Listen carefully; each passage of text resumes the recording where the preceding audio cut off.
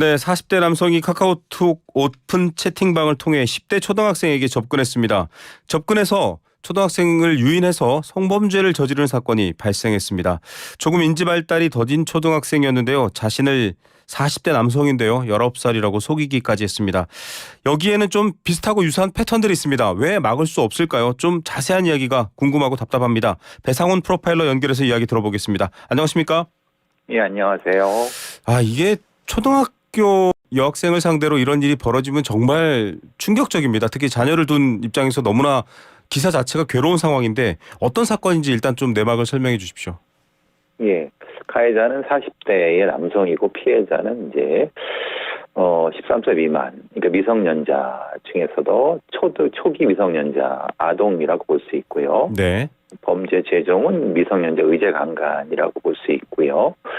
이게 이제 지난달에 경기도의 룸카페에서 이 범죄가 벌어진 것 같고요. 아까 예. 말씀하신 것처럼 오픈 채팅방을 통해서 접근을 했고 유인을 해내서 성범죄를 저지른 그 후에 이제 휴대전화를 줘갖고 그것으로서 이제 둘이 가해자 피해자가 그 어떤 이제 연락을 하는 거를 피해자 부모가 보고 신고한 내용입니다. 이게 정말 충격적인 게요. 지금 이 초등학생 B양을 상대로 본인이 19살이라고 속인 것도 모자라서 본인 명의로 휴대폰을 개통해서 별도로 아이한테 줬는데 그 휴대폰을 부모가 발견하면서 지금 이게 세상에 드러나게 된 거거든요. 그렇죠. 이 정도 행동을 배상훈 프로파일러께서는 범죄자의 행동과 의도 이런 거 분석하시는데 정말 탁월하시잖아요. 어떤 정도 수준의 범죄 혹은 의도라고 봐야 됩니까? 그래서 이제 우리가 보통 이거는 이제 우리나라의 범죄 제종으로는 미성년자 의제 강간, 그러니까 아청법상의 미성년자 강간범이라고 추정합니다만, 네. 미국의 범죄 분류로서는 예전에는 이제 이걸 콜렉터라고 얘기를 하지만 네. 지금 이거는 이제 트래블러 계통이라고 봅니다. 네네. 이게 그게 뭔가요? 트래블러라고 하면 영어로 트래블러라고 하면 여행자라는 뜻이잖아요. 이건 아동 성범죄자 중에서 네. A 플러스급을 얘기를 합니다. 가장 정말 악랄한 아동 성범죄잖아요. 예, 아까 말 최민식 배우가 네. 연연한 그 캐릭터죠. 그러니까 거리 공간을 이동해서 아동에 대한 성범죄를 저지르는 걸 얘기를 하고요. 네.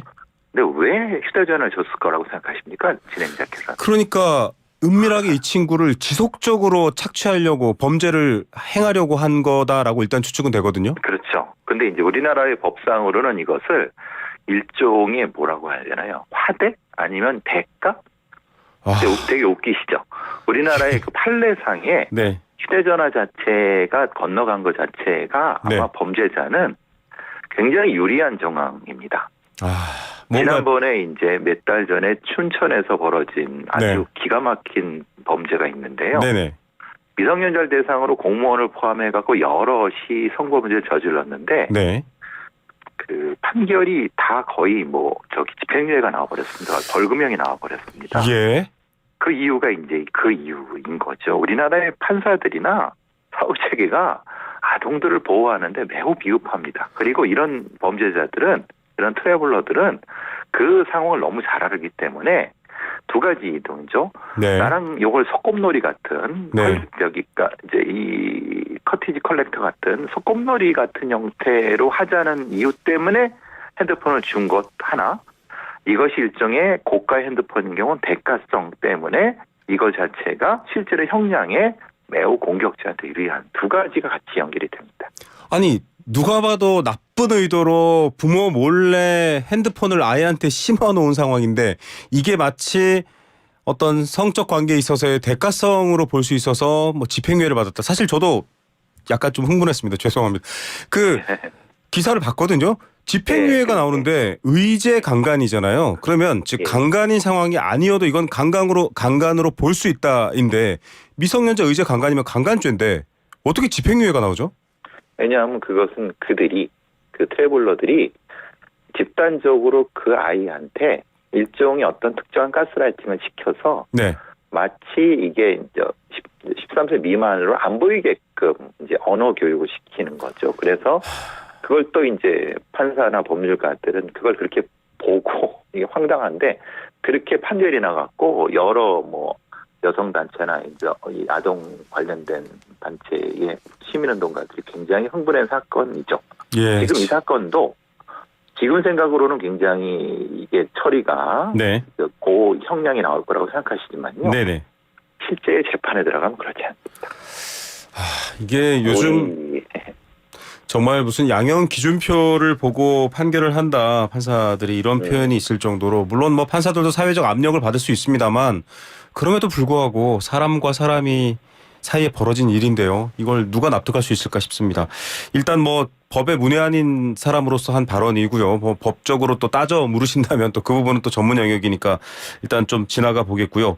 양형 문제도 이따 대안으로 좀 다시 한번 말씀해 주시고요. 두 번째로 수법이 오픈 채팅방과 룸카페거든요. 일단 하나씩 여쭤볼게요. 오픈 채팅방 이거는 언뜻 이름만 보면 안전해 보이는데 여기서 계속 범죄가 일어납니다. 이거 어떻게 봐야 됩니까?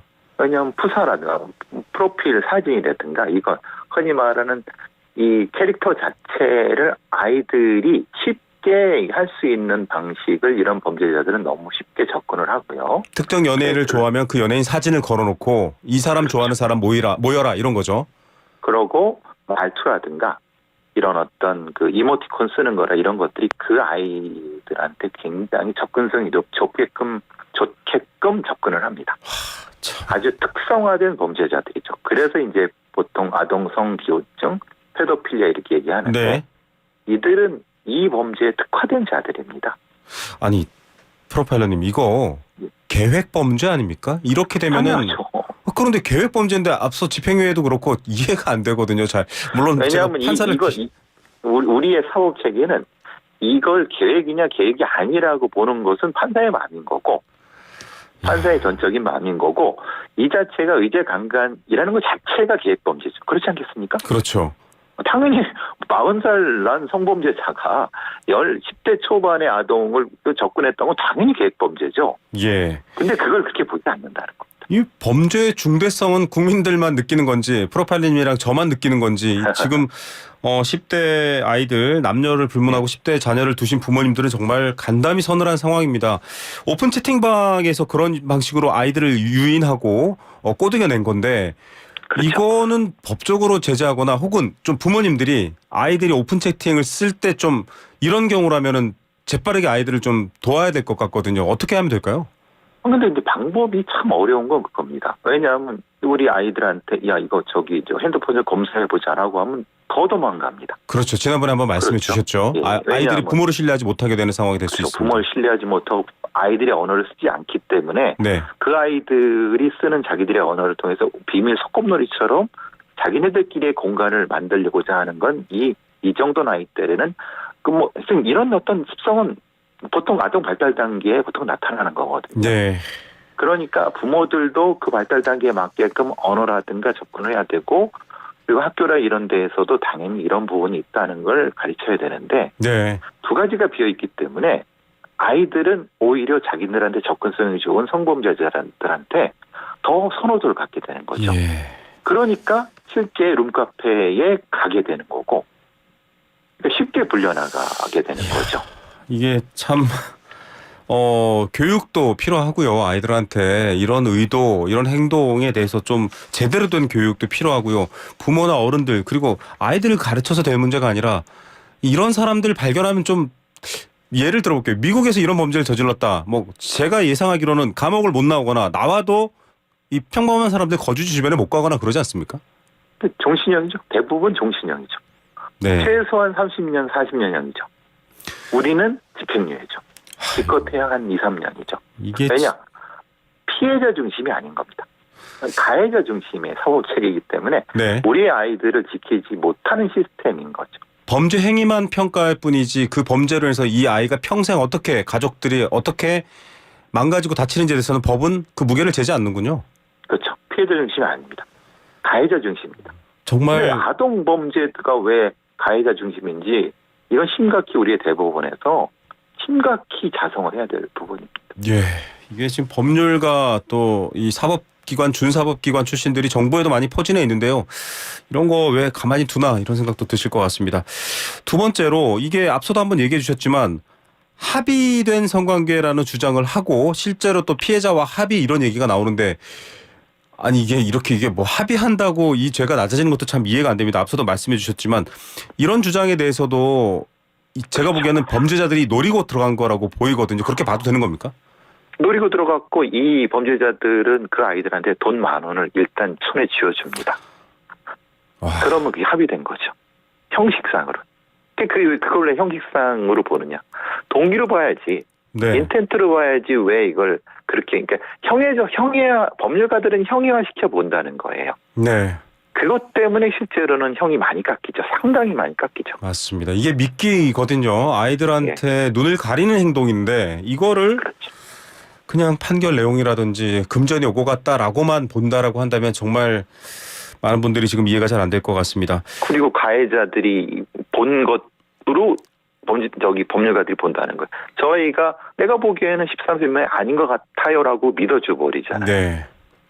그게 말이나 되나요? 우리가 말도 안 되는 판결을 지금 하고 있는데 왜 이런 언론은 가만히 있는지 모르겠어요. 맞습니다. 지금 오늘 이게 계기가 되고요. 또 더 뜯어봐야 될 것 같습니다. 두 번째로 룸카페라는 장소인데요. 제가 관련해서 중앙일보 기사를 한번 출력해서 봤더니 학생들이나 미성년자들이 대부분 이용을 하고 이용 목적이 뭐 아르바이트생들의 주관적인 증언입니다만 대부분 다 성관계를 위해서다라고 지금 나왔거든요. 이런 장소에 대해서도 지금 보니까요. 규제할 수 있는 근거가 없어요. 이거 무슨 우범지대를 도심 한가운데 심어두는 건가 싶기도 하고요. 어떻게 봐야 됩니까?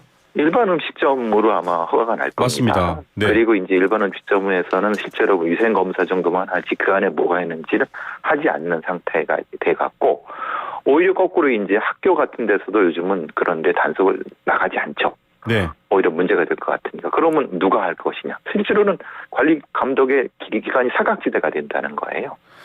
그리고 이런 성범죄자들은 이 외모를 아예 낮게 해갖고 네. 80대인데 20대 초반으로 해갖고 공격자들이 들어오는 방식. 그리고 그 안에서 벌어진 두 가지가 다 문제인데도 그냥 넋놓고 바라보고 있는 거죠. 아이의 손 안에서 범죄가 시작되고 내 집 근처에서 범행이 완성됩니다. 이거를 왜 사회가 가만히 놓고 있는지 부모들은 어떤 생각을 해야 될지 걱정이고요. 이게 지난 7월 경찰에 접수된 사건을 보면 초등학생 딸이 채팅해서 누군가 만나러 간다라고 하고 나갔습니다. 전화를 했는데 말도 제대로 못하고 몸도 못 가누니까 가보니까 술을 마신 상태예요. 그런데 이게 병원에 이송됐는데 이런 것들도 보면은 지금 제대로 결국 성추행 혐의로만 수사를 받고 있거든요. 납치 아닌가요? 그렇죠. 납치 강금인데 문제는 스스로 술을 먹었지 않느냐라는 식으로 수사가 진행이 된 거죠. 어떻게 스스로 술을 먹을 수 있겠습니까? 정말 이 프로파일러님 설명을 들을수록 더더욱 이해가 안 돼서 사실은 지금 많은 분들이 답답하실 것 같습니다. 그렇죠. 이렇게 놔둘 수는 없을 것 같습니다. 뭐 앞서 말했지만은 판사가 제대로 양형을 따지는 것, 또 사회적 인식으로서 그런 사람들을 발붙이지 못하게 하는 것, 이런 제도는 뭐 시간이 걸릴 문제일 것 같은데 실체를 좀 알려줘야 될 것 같습니다. 프로파일러님이. 이 범죄자들 어떤 자들인지도 좀 알려주셔야 될 것 같아요. 예, 아까 트래블러 말씀드렸지만은 이들이 왜 지금 요즘 들어서 극성이냐면은 네. 몇 년 전에 이들이 대부분 다 풀려났던 계기가 있습니다. 네, 뭔가요? 이걸 말하자면 성범죄자들, 아동 연쇄 성범죄들이나 페도필리아들을 우리는 관리할 수 있는 교정 시스템이 없거든요. 관리 그래서 주체가 없다. 이들이 몇 년 전에 대량으로 풀려났고 그들이 이제 활동을 시작하게 된 부분이 작년 재작년부터가 되는 거죠. 네. 그 코로나를 통해서 더 풀려난 과정이 또 똑같았고, 그러니까 가해자들을 관리하는 측면에서 미국의 어떤 맥릴섬 같이 섬에 갖는다는 것까지는 아니라 하더라도 네네. 실제로 촘촘한 보호 관찰이 필요한 부분이 있는 거고. 왜냐하면 이들은 대부분 재범, 누범, 3범, 4범이거든요. 기사를 보니까 조두순 사건의 조두순도 지금 재범 확률을 봤더니 굉장히 높게 나와요. 그렇죠. 이들은 절대 고쳐지지 않습니다. 아동 성범죄자들은요 거의 고쳐지지 않습니다. 완벽한 격리만이 답인데 우리는 그런 시스템이 없죠. 한동훈 지금 예전 법무부 장관도 그 말씀하신 거지 않습니까? 네. 근데 이렇게 뭐 사실 그 뒤에 어떻게 후속 조치가 되는지 지금 잘 모르겠고 가해자 관리 측면이 일단 중요한 부분이 있고요. 네. 환경 관리 측면. 네. 그러니까 아까 말씀드린 그 룸카페 같은 걸 왜 맞습니다. 구청이나 아니면 우리 관리하지 않느냐. 이 두 가지가 지금 비어 있는 공간이죠. 맞습니다. 있는 아이들도 지키지 못하는데 아이들 부족하다 말하는 것도 어불성설이고요. 지금 말씀하신 것처럼 집행유예, 솜방망이 처벌에 범죄자들, 우범자들 관리가 안 되는 것도 정말 부모들 입장에서는 정말 펄쩍 뛸 노릇인 것 같습니다. 끝으로 이런 사건들에 대해서 여러 번 얘기를 해도 좀 구체적인 변화, 제도화, 뭐 혹은 행정기관의 실행으로 잘 안 나타나거든요. 어떻게 하면 좀 그런 게 실천이 담보될 수 있을까요? 마지막으로 조언 부탁드립니다. 경찰이든 검찰이든 전당에서 부서를 거기 전담하는 부서가 필요합니다. 네. 지금 전담하는 부서가 없잖아요. 다 그냥 남 탓하고 있잖아요. 네. 토스하고 있잖아요. 누군가가 자기 일이 돼야 되는군요. 이건 내가 해결해야 된다가 돼야 되는 거군요. 교육부도 가든 경찰청이 되든 검찰청이 되든 우리가 맡겠다라고 네. 나서야죠. 우리 아이들을 지켜야죠. 예, 정말 참 들을수록 더 답답합니다. 프로파일러님도 계속 이런 사건들 봐주시고요. 저희도 또 수시로 연결해서 이 범죄에 대해서 좀 더 잘 알려내서 피해가 없도록 노력해봐야 될 것 같습니다. 판사가 제대로 법을 내리지 않으면 정말 드라마 같은 얘기인데요. 천벌 받을 것 같습니다. 그 사람들. 오늘 말씀 여기까지 듣겠습니다. 감사합니다. 감사합니다. 배상훈 프로파일러였습니다.